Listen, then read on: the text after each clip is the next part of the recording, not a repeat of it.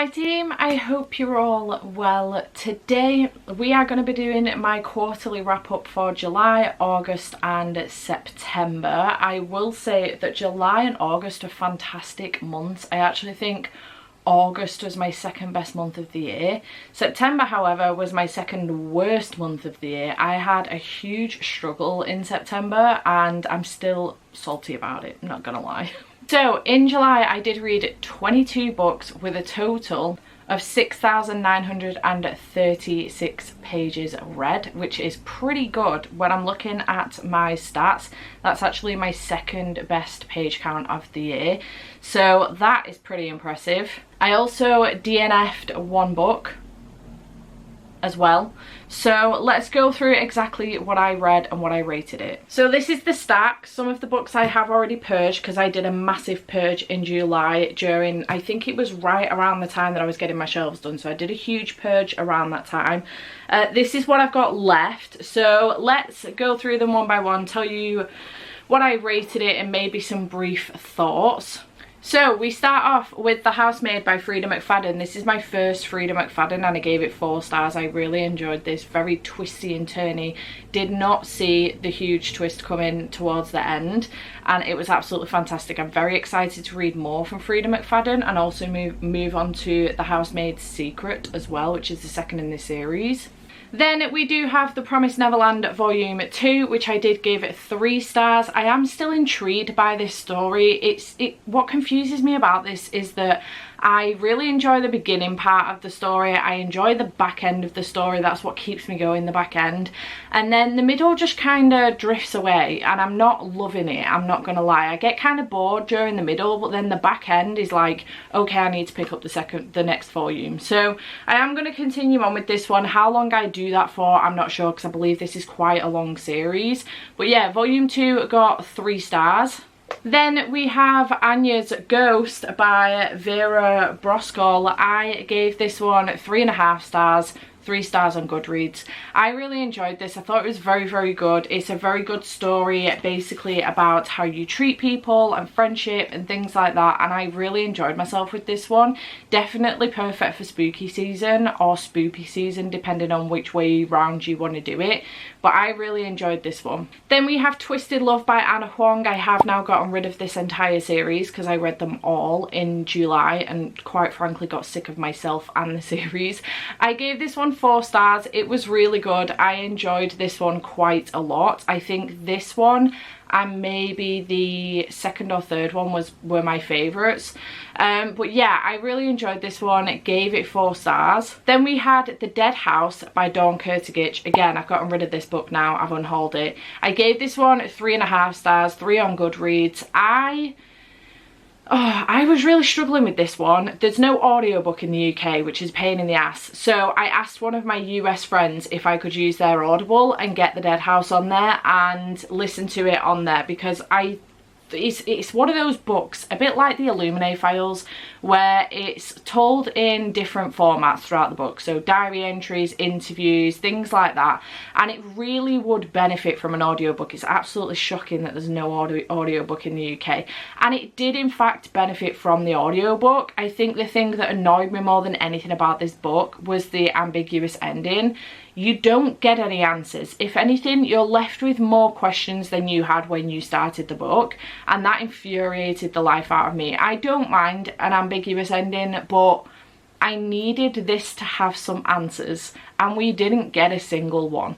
And I was very frustrated by the end of it, but the atmosphere was fantastic, and the storytelling, the narration of the audiobook was really, really good and really brought the story to life. And I think it's absolutely terrible that we don't have that audiobook in the UK. So publishers, if you're watching, go and sort that out, you know.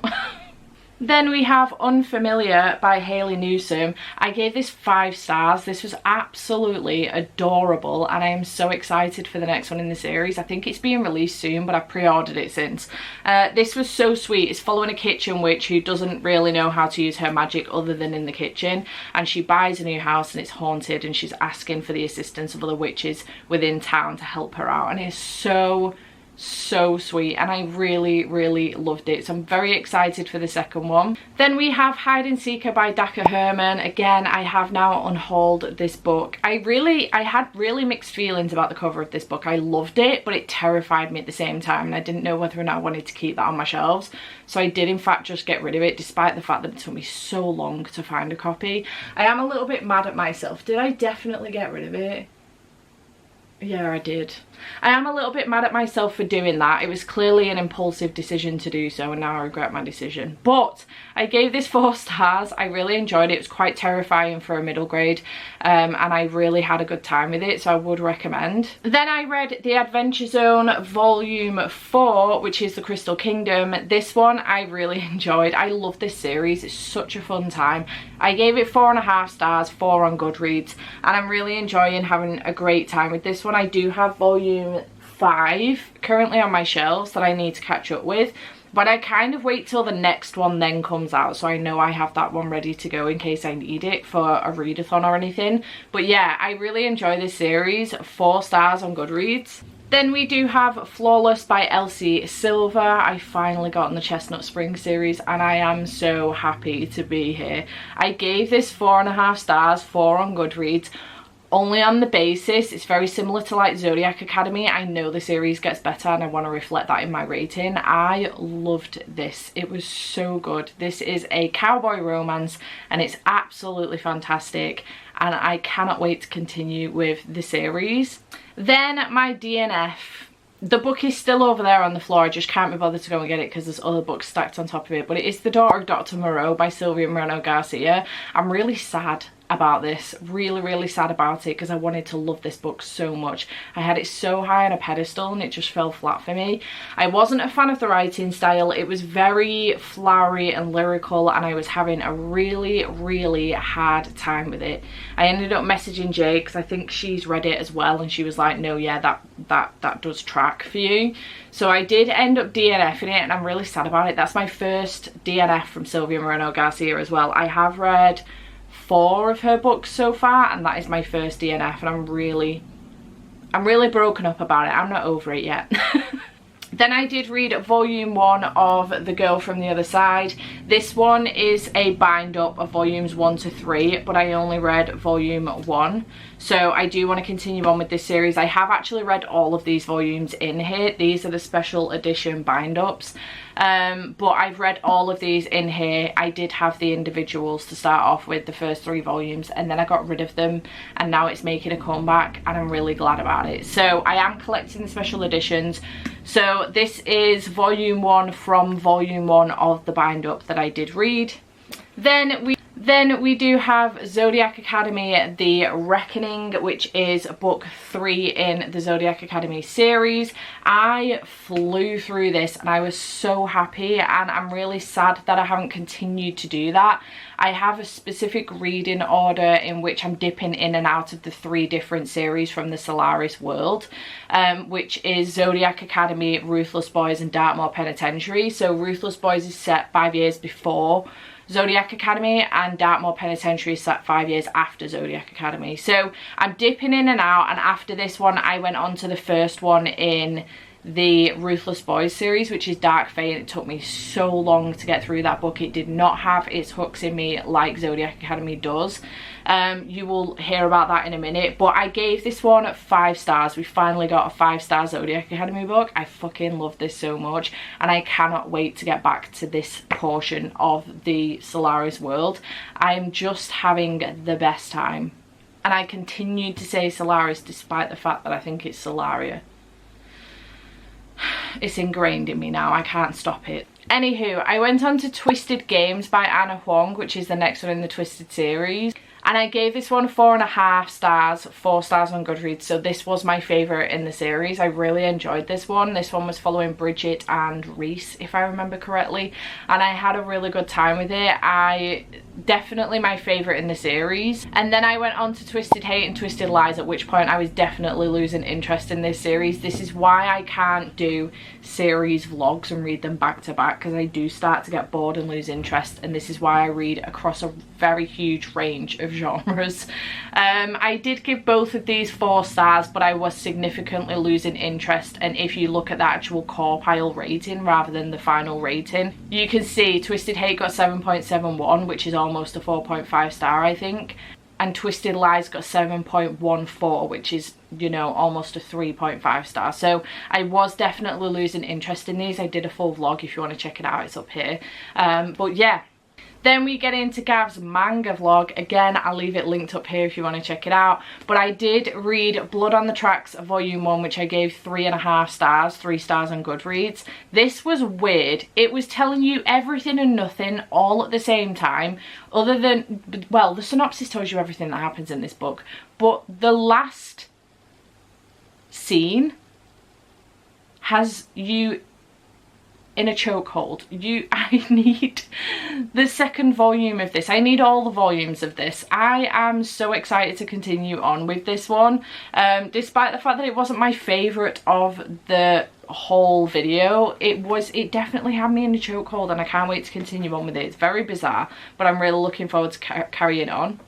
Then we had Spy X Family Volume 1, which I gave 4.5 stars for on Goodreads. I loved this. I've gone ahead and bought the whole box set off of a website, I think it was Books to Door or something, and I can now unhaul this one because it came with Volume 1, but I've bought the whole box set so I can now binge the series, which I'm very, very grateful for to myself. Yeah, 4.5 stars for this one. Absolutely loved it. And I read Monster Volume 1, which I gave 4 stars. I was not expecting this to be what it was, and I had a fantastic time reading it, and I can't wait to continue the series. Then I read Blue Flag Volume 1, which I gave 4.5 stars for on Goodreads. I really enjoyed this. Out of all of the books that I had on that TBR, I was anticipating enjoying the next one the most, but I actually enjoyed this more than that one, and I had a really good time with it. I bought Volume 2, and I'm very excited to continue on with it. So the next one is Given Volume 1, which I gave 4 stars. So I gave Blue Flag 4.5. I gave this one 4. I did enjoy this one, just not as much as Blue Flag, and I totally anticipated that this would be a new favourite of mine, but that has not happened. So, but I did enjoy it regardless, and it was a really good shout from Gav, so I had a great time with it. Then my favourite of the entire video, which I was not anticipating in any way, shape or form, was Dick Fight Island Volume 1. I have now ordered Volume 2. I loved this. This was fantastic. I gave it 5 stars. I think the absurdity of the whole plot of this book is outstanding. I just had a really good fun time with it, but underneath all of that was actually a really good story as well, and I really enjoyed the storyline. I enjoyed the characters, I enjoyed the love that was in here and the friendship. It was really, really good. I had a fantastic time with it. I know it sounds ridiculous, but I really, really enjoyed it. I gave it 5 stars. I'm not ashamed of that. It was great. Thanks for the recommendation, Gav. And then last but by no means least, we have I'll Always Be With You by Monica Murphy. I cannot find my copy of this book. I don't know if I got rid of it, potentially, because I'm probably never going to reread it. But I gave this one 4 stars. I was reading it as part of a tandem read along, and I had a really good time with it. I thought I was going to really struggle with it because it is new adult. Not that I struggle with new adult, but it's set at a college, and the characters in the first part of the book seemed very, very young, and they were grating on me, and I couldn't deal with it. But the whole point in it is that some time has passed and they grow up, and you see the character arc development in there. It's fantastic, and I really enjoyed it, so I gave it 4 stars. It was a good time. So next we have August, in which I read 24 books and 6,341 pages. So this was my second best reading month of the year with 24 books. I read 30 in April for 30 books in 30 days, and I did DNF 2 books in this month. One of them, I only registered one of them, to be honest, because I entirely forgot about the other one, but I did DNF 2. So let's go through our ratings. Sorry, I do have it on my phone because I'm a professional. Okay. Oh, that was close. Okay, so this is the stack for August. It's so big. I'm gonna have to put this down on the floor, I think. Okay, so we start off with None of This Is True by Lisa Jewell, which I gave 4.5 stars, 4 stars on Goodreads. I really enjoyed this one. Thank you to Tandem and also to Penguin Random House for sending me a copy of this one. I truly appreciate it. I really enjoyed this. The twists and turns in this were fantastic. It really fucked me up in the head while I was reading it, and I would highly recommend picking this one up. It was so good. 4.5 stars, 4 on Goodreads. Then I did read Witch Hat Italia Volume 4, which I gave 4 stars. Absolutely loving this series. So good. Would highly recommend. It's just fantastic. I'm having a great time. Then my 2 DNFs, we have Shanghai Immortal by A.Y. Chow. I hated this. It was so bad. I think I managed to get 70 pages in, if that. I was reading it for the F1 readathon, and I was so angry at how bad this was. The main character is supposed to be 100 years old. She's a vampire and she acts like she is 12. No joke, she acts like she's 12. She uses words like piss fart and other words like that, which are really fucking childish. And the main guy in here is called, is it like Big Dong or something? Like, I'm truly not joking. Big Wang, close enough, same thing. Big Wang is the name of one of the characters in here, and I just couldn't deal with it. It was so childish. It's supposed to be an adult book, and I'm really pissed about it because it's so pretty. It's a fairly adult one, and not only that, but it's one of those really fantastic hardbacks that lies flat, almost. So yeah, I'm pissed about the whole situation. I DNF'd it. I'm angry. Went on a whole fucking rant about it. I'm so annoyed.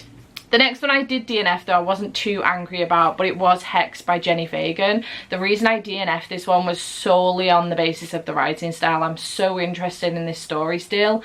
We're following 2 women. One of them is being accused of a witch on the 4th of December 1591, and the other one has come from like present day to see her and have a chat with her and say to her, like, not a lot has changed. We're not burning women anymore and accusing them of being witches, but we are constantly oppressing women, and it's pretty shit out there, to be honest. So yeah, I'm really sad about the whole situation. I got to page 19, but it was so poetic, so lyrical, just not the writing style that I like reading, and I'm really sad about it. I know it's only a small book, but I couldn't even force myself through it.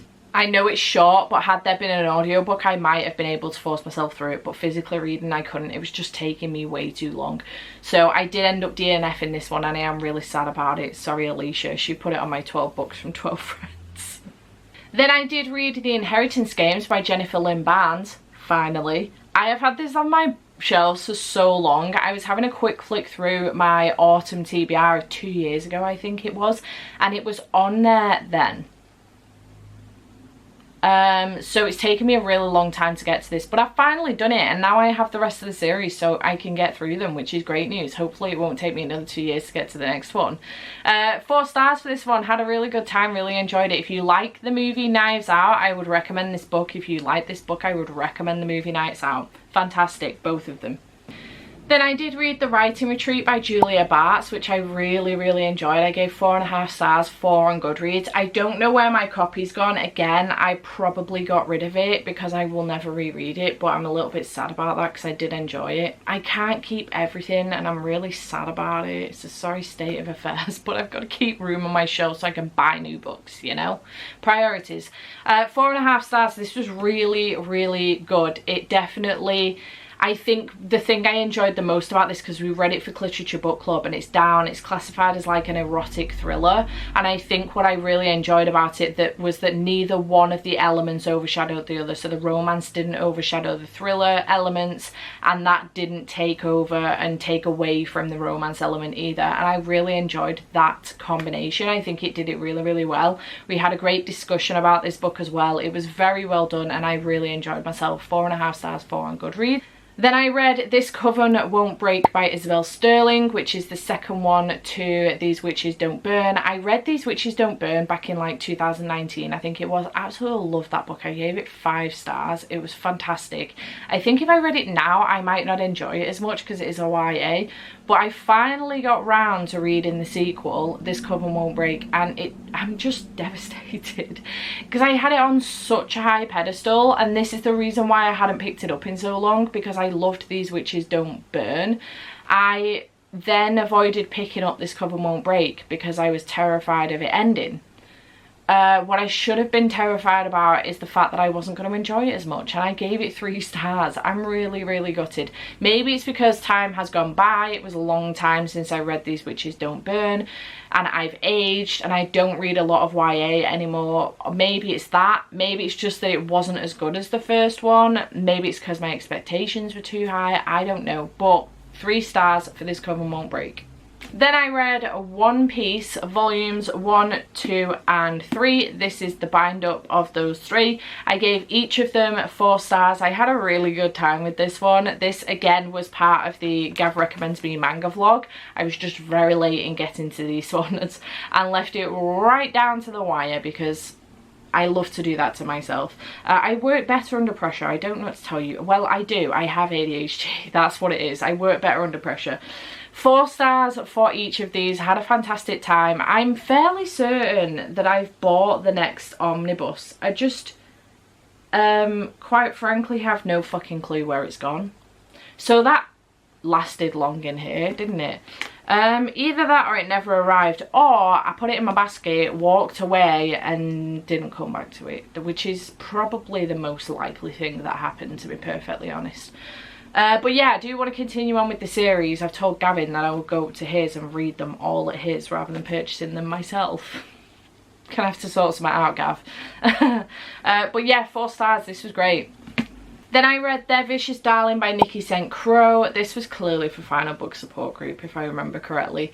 This is the 3rd but not final book in the series. The 4th one is, and I really need to get to it so I can wrap this series up. And I say this every time I pick one of these books up, but I don't think they should be read with such a huge break in between. I think they would benefit more from being read back to back, to be perfectly honest, and they are short enough that you wouldn't get bored. But it's a Peter Pan retelling. I gave it 2.5 stars, 2 on Goodreads. It just wasn't great, and I wanted to DNF it, but they are so short and I'm so close to the end now. I am going to try and get to the final one in November for Final Book Support Group. Fingers crossed. I just need to wrap it up and stop thinking about it. It's in the back of my mind, not because I'm enjoying the book, but because it's the last one and it's so short and I should just get it done and dusted. But yeah, 2.5 stars, 2 on Goodreads. Then I read Witch Hat Talia Volume 5. Again, 4 stars, really enjoy this story. Having a good time with it and excited to continue. Then I did get an early start on my October videos. I can't even believe that this was August when I did this, but I was getting an early start on my October videos, and my first October video was reading Spoopy Middle Grade. I'll leave a link to it up here if you want to check it out, but it was the last video that went up. And I did read The Bellwoods Game in that video by Celia Crampion. This came in the Owl Crate Junior box. I was so excited when I opened it because it's so freaking pretty. Look how pretty it is. Like, even on the inside, so pretty. I was obsessed from opening it. I then read the synopsis and really enjoyed myself with the synopsis, and I was really excited about picking this up, and it did not let me down. 4.5 stars, 4 on Goodreads. This was fantastic. Perfect for spooky season. Perfect for spoopy season. Would recommend. Not quite 10 out of 10. 9 out of 10. Fantastic. Really good. I then went on to The Graveyard Book by Neil Gaiman. This again has been on my shelves for so freaking long, and I'm so glad I finally read it. I gave this 3 stars. This wasn't really up my street. I know that Jade really enjoys this book, and I know that it's well beloved in the book community, but I didn't really have a great time with it. But 3 stars overall. It was fine. I'm glad it's read, finally. Then I did move on to Empty Smiles by Catherine Arden, which wrapped up the Small Spaces quartet. I love the Small Spaces series. It's such a great middle grade series that really gets you going. This series has freaked me out on several occasions. This one is following clowns. I fucking hate clowns. If anybody has been here a long time, you will know this. I am terrified of clowns. It's ever since a very, very long time ago, like it must have been 11 years ago or something, Andy made me watch it and then fell asleep. And ever since then, I just cannot stand clowns. I can't go to circus anymore. If there's a clown in the street, I have to cross the road. That's no joke. I did it in Barcelona with my friend Kirsty. I actually had to cross the road because he was outside a makeup shop doing advertisements and stuff. And it freaked me out. He was a friendly clown. I can't deal with it. So I was terrified about picking this book up. I never really wanted to buy it because there's a clown on the cover, like Catherine Arden publishers. Why? But yeah, it freaks me out. So anyway, I gave this 3.5 stars, 3 stars on Goodreads. I was really disappointed. I think that this could have done with at least 20 more pages at the end. The ending was wrapped up in 1 chapter, which was maybe maximum 5 pages. I was really, really gutted about it. I think the ending was wrapped up way too quick. And then on top of that, you have this much of the book. I know it's a short book, but stick this amount of pages wrapping it up. Do you know what I mean? Don't rush the ending, which it was really, really rushed. Do this amount of pages and drag the ending out, for the love of God. This is the first chapter of all of the previous books to this book.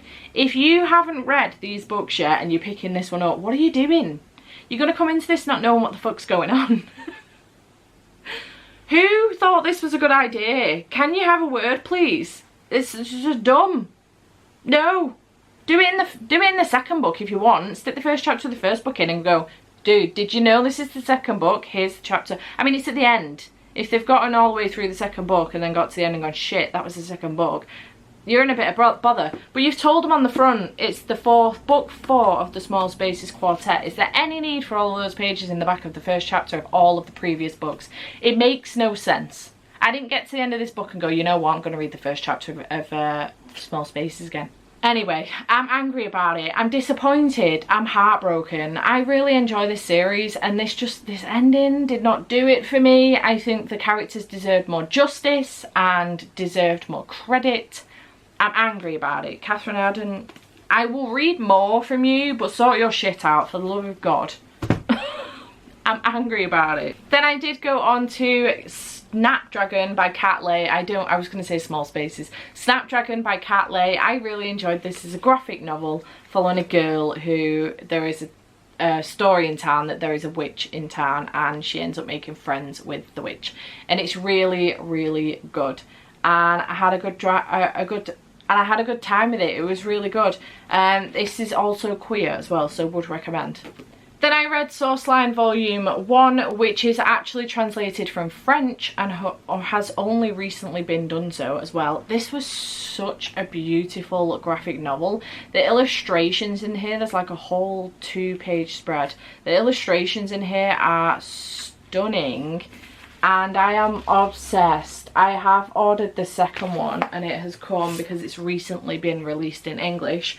So I'm very excited to get to that during spooky season, but I loved this. Gave it 4 stars. It was absolutely fantastic and I 10 out of 10 would recommend. Well, 8 out of 10 would recommend, but also 10 out of 10. It was so good. Then I read The Girl Next Door by Cullen Bunn and Kat Farris. I really enjoyed this. I gave it 4 stars. Apparently there is a second one out now as well, and I really want to get hold of it because I had a really good time with this. I didn't think the illustration style would be up my street, but I actually really enjoyed the story. I thought it was very, very good, and I had a good time with it. 4 stars.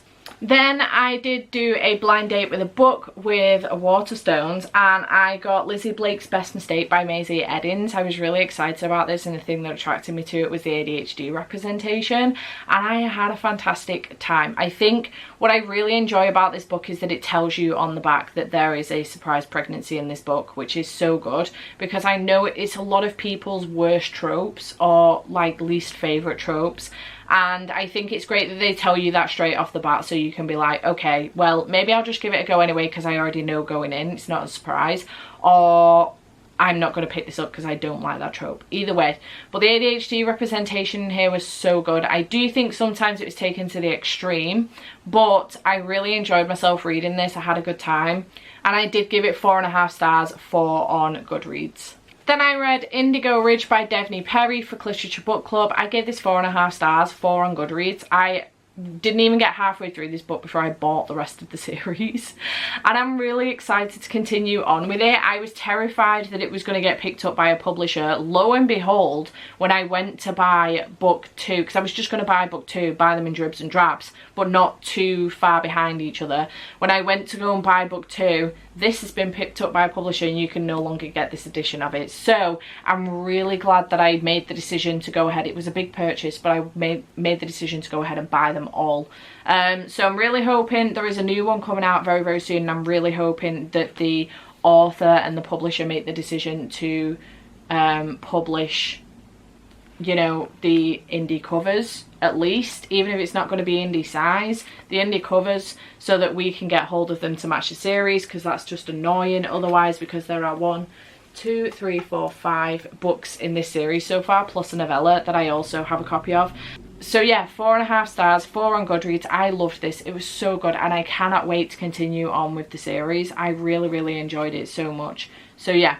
I then went on to The Only One Left by Riley Sager, which I did give 4 stars. I really enjoyed this, and I'm so, so glad. I went into it, I think, with my expectations lowered, because I truly, truly disliked The House Across the Lake, which was released last year by Riley Sager, and I was heartbroken because I haven't had a really low book from Riley Sager like that before, and I was really devastated. I mean, I haven't read Survive the Night yet, but I'm going into that one with my expectations low anyway, because I know that it is very much a Marmite book. You either love it or you hate it, and the majority of people fucking hate that book. So I went into this with lower expectations than usual, but I really enjoyed it. I thought it was very good. The twists and turns were really good. The atmosphere was fantastic, and I had a really good time with this one. So yeah, 4 stars for this one.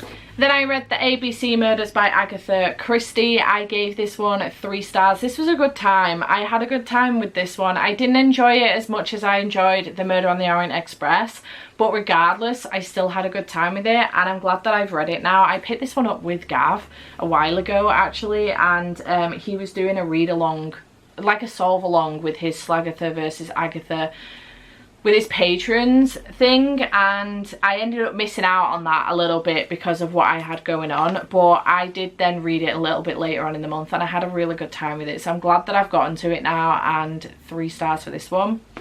Then I read The Moth Keeper by Kay O'Neill. I really enjoyed this. The illustrations, again, so beautiful, and I had a very good time with it. I love Kay O'Neill's illustration style. I have read the Tea Dragon series by them, and I just really enjoy it. So as soon as I saw that they had released this one, I was like, I need it immediately. It was really good.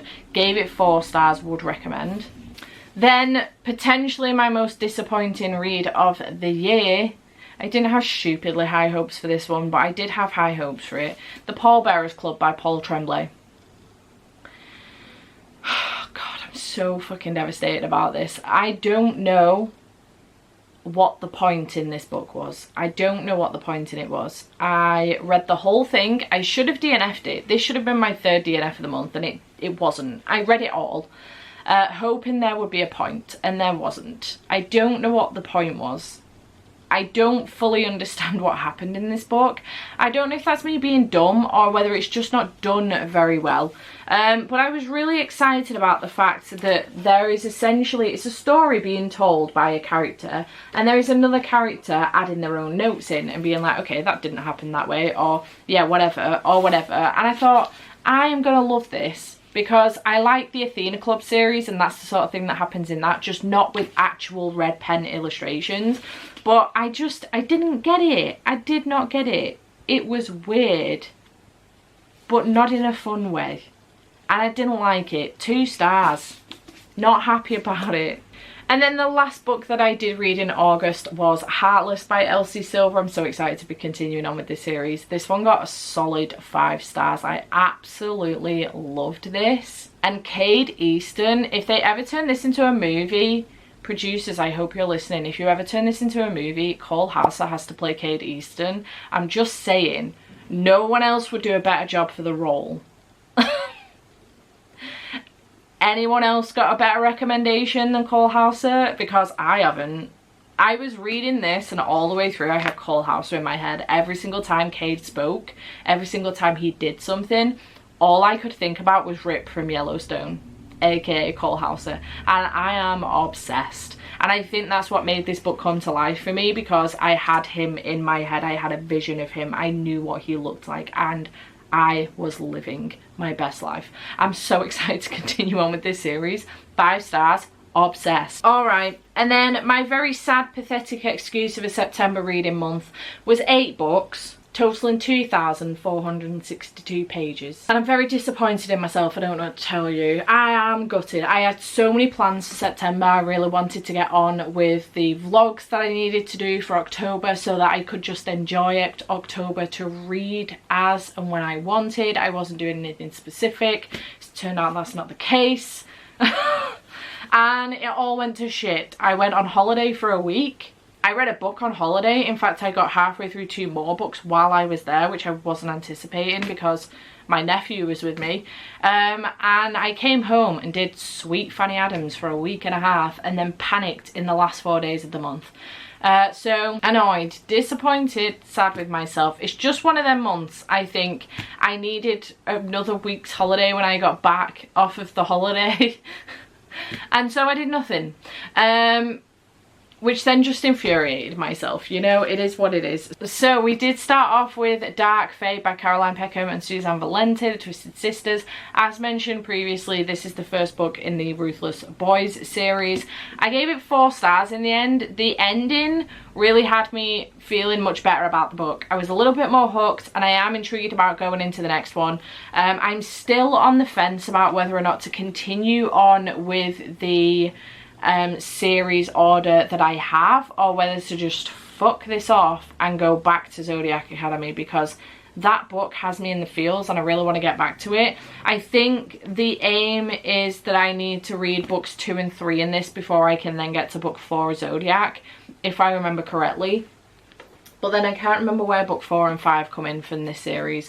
It doesn't matter. I'm not sure what I'm going to do with it. But 4 stars for this. It took me entirely too long to get through and I'm really mad about it. So it is what it is. Then I read Beyond the Thistles by Samantha Young, which is the book that I read in Scotland. This is by a Scottish author. It's set in Scotland as well. And I loved this. It was so good. It's a bodyguard romance. There is a mother and a child, and it was just really, really good. I had such a good time. Sloane and Walker have my whole heart. I love them. And Callie is adorable. I just had such a great time with this. I gave it 4.5 stars, 4 on Goodreads. So excited for the series to continue, and what excites me even more is that it's not out yet. The second one isn't out yet. Look at me go. Who is she? Anyway, I had a really good time with this. This is the first in the Highland series and I loved it. Being in Scotland while reading a Scottish book, fantastic. What a great time. Then I did read Wild is the Witch by Rachel Griffin. I am so upset about this book, I'm not gonna lie. I ended up giving it 3.5 stars, 3 on Goodreads, and I'm really heartbroken about it because I loved The Nature of Witches by Rachel Griffin, which was her debut book. It was my favourite book of 2019. So I had this on a pedestal and I've got to stop doing that because it just keeps leading to disappointment and then I hate myself. I just didn't enjoy this as much. I feel like it was very young. The characters seemed very young, they acted very young. I didn't like the story as much as I thought I was going to, and I just didn't have as good a time with this as I did with The Nature of Witches. I liked the plot better in The Nature of Witches. The atmosphere was incredible in The Nature of Witches. The characters were really good, they seemed older, and I just loved everything about The Nature of Witches that I didn't enjoy as much with this one. And this, I think, might be potentially what put me in a mini slump when I got back off holiday, because I finished it the day I got back and I did go into quite a mini slump once I'd done this. I was supposed to be doing like a witchy vlog. One of my October vlogs was supposed to be a witchy vlog, and this was the first book that I was reading for that, and I was hoping that it would set me off on a high and I'd be absolutely flying, and that is not the case. And I ended up ditching the vlog 3 books in. I only had 1 more book left to read and I ended up ditching it. So I'm really sad about it. Was it 3 books in? No, I was 2 books in, halfway through my 3rd one. I ended up ditching the video and I'm really sad about it. But yeah, it's kind of put me in a little bit of a slump and I'm sad about it. It is what it is. Hopefully Bring Me Your Midnight will be better. Next, I did read You're Not Supposed to Die Tonight by Kaylin Bayron, which I gave 4 stars. I had a fantastic time with this. I'm constantly looking for slashers that are similar to Clan in a Cornfield, 5 Survive, You're Not Supposed to Die Tonight, this kind of vibe. Again, this was meant to be for another video that I ended up ditching the video. I had 1 book left to read and I was part way through it and I'm really mad at myself for doing it, but I wasn't having a good time with the books, the video, the filming of it, anything. I wasn't having a great time and I thought that's going to come across on camera and I ended up ditching it. These things happen, it is what it is. But I really enjoyed this. This was fantastic. 4 stars. Then I did read The Last Final Girl by Stephen Graham Jones, which was also for that video, and I gave it 1.5 stars, 1 star if 1 star on Goodreads. I did not like this book and I think I've come to the conclusion that I love me a good slasher. I'm not a fan of the final girl trope, so where we're just focusing on almost solely the final girl. This book wanted to do so many things and tried to do them all and didn't execute any of them properly, and I just didn't have a good time with it. 1 star for The Last Final Girl by Stephen Graham Jones, and I think that's my end to Stephen Graham Jones as well. I don't think I'm going to continue picking up his books because I DNF'd The Only Good Indians, which is a me thing. I just was not having a good time with it, but also the animal cruelty that shows up in his books every single time as well. I can't deal with it. And then The Last Final Girl, 1 star. It's not going well. So I think we might just put our relationship on hold and just not continue with that, to be perfectly honest. Then I read A Witch Too Late, which I really enjoyed. I gave 3 stars and had a good time with it. It was on audiobook and I really enjoyed it. It was a nice cozy mystery fantasy book and I really enjoyed it. So 3 stars for that one.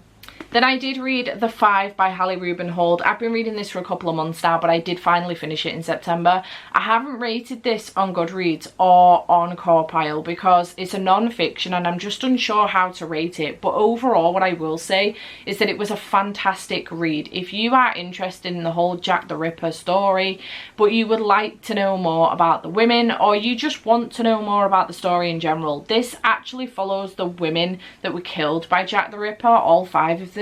But it follows them from the time of their birth right up until the time of their death, but nothing to do with their death. And it is fascinating. It shows you how much women were oppressed in the 1800s, because this is set in the 1888 is when it's set. It shows how women were oppressed. It shows how we got to a point where Jack the Ripper only killed prostitutes, which turns out is not the case. And it's absolutely shocking how we ended up in that position with accusing Jack the Ripper of only killing prostitutes when it's not true. And yeah, these women's lives were shocking. They were horrendous and just almost heartbreaking to some extent as well. But this was absolutely fascinating and I would 100% recommend it. It was so good and a really good read as well, a really good listen. If you can get the audiobook was really good. I think the narrator did a fantastic job, so I would 100% recommend it. And then the final book for September was a DNF. I have got really mixed feelings about this because I have an entire support group based off of the title of this book. Have you guessed what it is yet? I should have already read this book ages ago, but I haven't. So I was picking it up for the slash video that I slashed.